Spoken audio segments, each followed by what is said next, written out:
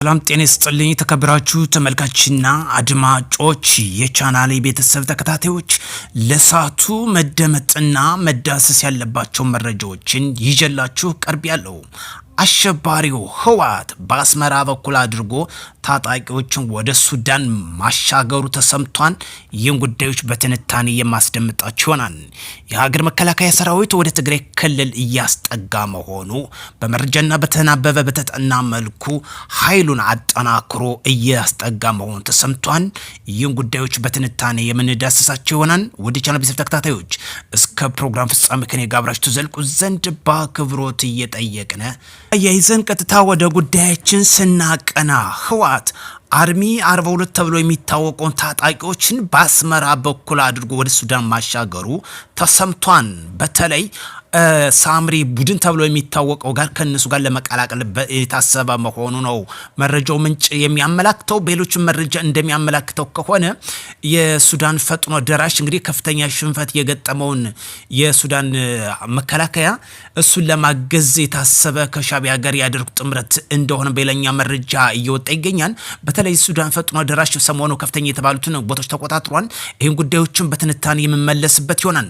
ይህን በተመለከተ እንግዲህ የሻቢያ ቅጥረኛ የሆነው ህወሓት አርሚ 42 ተብሎ የሚታወቀውን ታጣቂዎችን በሱ ትእዛዝ በኩል እንዳሻገረ እየወጣ ያለው መረጃ ያመላክታል። በተያያዘ በሌላኛ መረጃ ደግሞ ሻቢያ በዛላምበሳ ኢሮብን ጨምሮ በስፋት ኃይሉን ወደ ኢትዮጵያ ድንበር እያስገባ ሲሆን በምዕራብ በተለያዩ አቅጣጫ ከወያኔ ጋር ጦር ለመቀላቀል ሁመራን እንዳይዘል በሚል ቅጽ ተስብሎ ተስፋ ለውጊያ እየተሰናዱ መሆኑ ታውቋል። እዚህ በጦርነት ተወልዶ እንግዲህ በጦር ለመጥፋት እያታተረ እንደሚገኝ ያመላክታል ማለት ነው። የሰከረው ህወሓት ኃይሎች እንግዲህ በተለያየ አቅጣጫ ወደ ወልቃይት እየተንቀሳቀሱ መሆኑም ሌላኛው መረጃችን ያመላክታል። ታጣቂዎቹ ቡድን ወደ ወልቃይት እንደሚገቡ እንግዲህ ትእዛዝ እንደተሰጣቸውና በተጠንቀቅ ላይ እንዳሉም አሁን በድጋሜ እንግዲህ ሁለተኛ ለመቆስቆስ እየተዘጋጀ መሆኑ እየወጣ ያለው መረጃ ያመላክታል። የህወሓት ወታደሮች ወደ ወልቃይት አቅጣጫ መንቀሳቀሳቸው ነው የታወቀው። እንደ ምንጮች ገለጻ ኃይሉን በዋልድባ አቅጣጫ በሽራሮና በሱዳን አቅጣጫ እየተንቀሳቀሰ መሆኑ የተሰማው። በተጨማሪም ባለፈው ሳምንት በጠለምት በነበረው ውጊያ የተረፈውን ልቅምቅም በማሰባሰብ አርሚ 35 ወታደሮች ሽሬ ላይ ከተማ እንዲቆዩም ትእዛዝ መስጠቱ እየወጣ ያለው መረጃ ያመላክታል። ህወሓት አሁን ከፍተኛ ኪሳራ እንደገጠመው ይታወሳል። ያለው ልቅምቃሜ እንግዲህ በተለያየ አቅጣጫ በታትኖ ሙከራ ለማድረግ እንግዲህ ከሻቢያ የተሰጠውን ትእዛዝ እያስፈጸመ ይገኛል።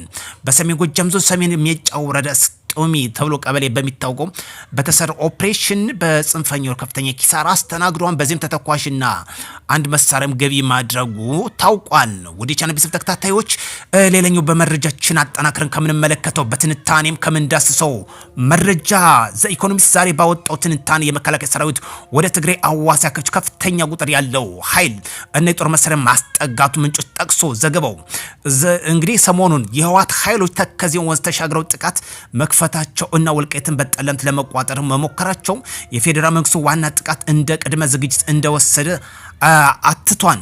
ከዚህ ጋር በተያያዘ መከላከያ ሰራዊት ሰፊ እና ብዛት ቁጥር ያለው ማስጠጋቱ ነው የተገለጸው። በተለይ ህወሓት በኩል ሱዳን ኮሪደር ለመቆጣጠር አሁን ፍላጎት መኖሩን ያሳያል ያለው ጋዜጠኛው ሁኔታውን ተከትሎ የመከላከያ ሰራዊት ሰፊ ቁጥር ያለው ወታደርና የጦር መሳሪያ ወደ ትግራይ ድንበሮች እያንቀሳቀሰ መሆኑም አክሎ ጠቅሷል።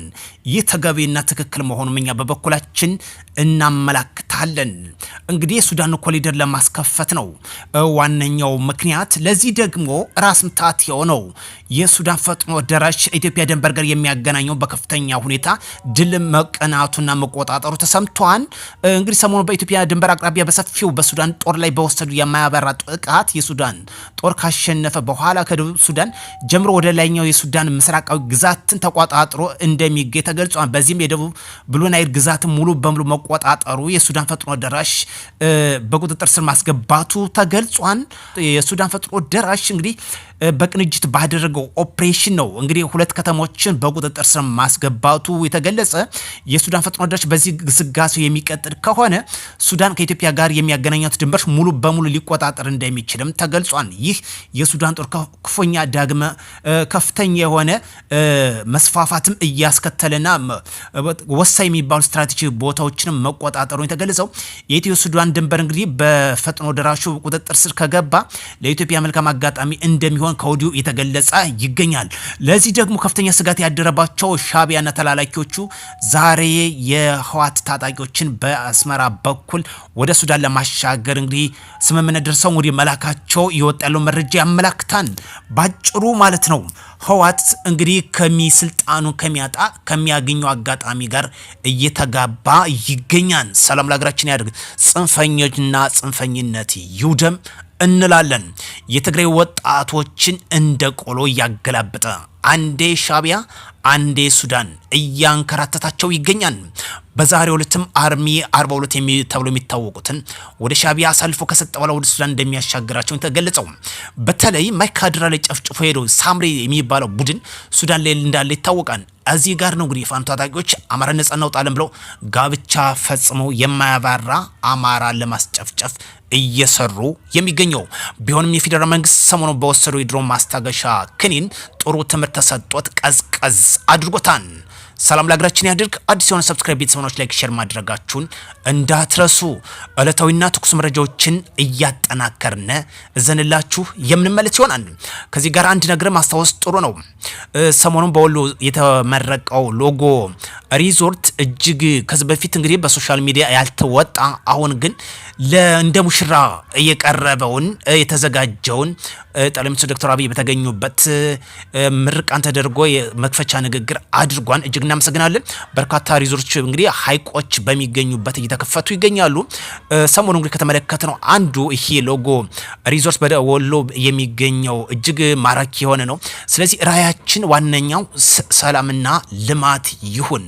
አንዱ ይሄ ማስተማሪያ እንደሚሆን ጥሩ ትምህርትም እንደሚሆን ገነዘባለሁኝ። ስለዚህ ከጦርነት የምናተርፈው ትርፍ የለም። ህወሓት ትናንትና ተንኮታኩቶ ያለውን ልቅምቃሚ ይዞ ዛሬም ደግሞ እየተንፈራገጠ ይገኛል። ለዚህ ደግሞ በተለይ በጠለምት ላይ ባደረገው ወረራ ጥሩ ትምህርት ሲሰጠው የአፍሪካ ህብረት ያቀረበትን የሰላም ድርድር እቀበላለሁ ሲል የፌዴራል መንግስት ውድቅ አድርጎታል። ምክንያቱም ሁለቴ ሶስቴ ድርድር የለም፣ ፕሪቶሪያውን መተግበር የራሱ ጉዳይ ነው። አሻፈሬ ካለ ደግሞ ህግ የማስከበር ዘመቻው ተጠናክሮ ይቀጥላል። ሀገራችን ትለምለም፣ ጽንፍና ባንዳ ተላላኪው ለዘላለም ይውደም እላለሁ። ሀገርም ለመበተን ቀን ከሌት ከሚሰሩት ጋር ሴራቸውና ገመናቸው ማጋለጥ ግድ ይለናል። በሌላ መረጃ ተመልሰን እስክንገናኝ ወደ ቻናል ቤተሰብ ተከታታዮች አዲስ የሆነ ሰብስክራይብ ቤተሰቦች ላይክ ሼር ማድረጋችሁን እንዳትረሱ እያልነ መልካም ምሽት እንዲሆንላችሁ ከወዲሁ እመኛለሁ።